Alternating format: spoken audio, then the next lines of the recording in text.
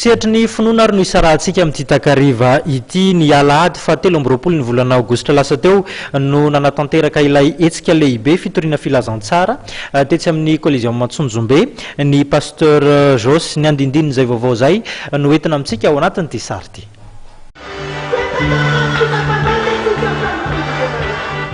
Ny alahady fa 7 aogositra lasa teo no ny fampitoana tetsy amin'ny kianja malalaka Coliseum Matsonjombe ny mponina Antananarivo ny eny ny toriteny fibebahana ny arahana tamin'ny pasteur Jos.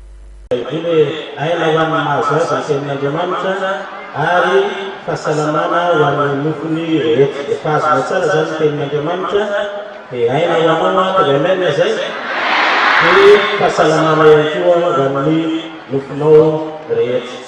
Rehefa avy ny toriteny fiverenana amin'ny Jesosy ny olona ary ny bebaka niala tamin'ny ratsy fanaony dia niasa mahery Jesosy ka dia betsaka ireo sitrana sy nandray fahasoavana mahagaga.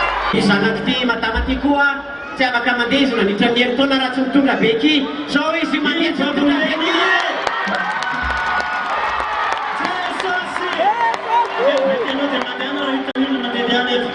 Fifaliana lehibe no hita soritra teny amin'ny mpanatrika sy ny sarahana teo rehefa hariva ny andro.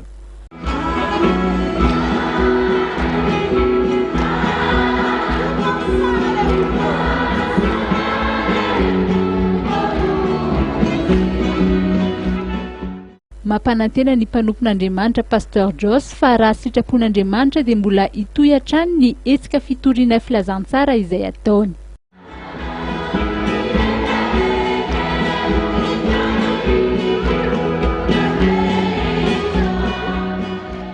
Dia hatreto indray ny fiarahantsika tompoko lasy tompoko vavy tamin'ity takarivany asabotsy ity isaorana feno ianao nanaraka ny fampahalalam-baovao hatramin'ny farany aza dia misy ny fandarana maherinika ao aorianan'izao fampahalalam-baovao izao ny tena kosa mametraka ny veloma mandrapitafa ho amin'ny manaraka indray veloma ary tompoko.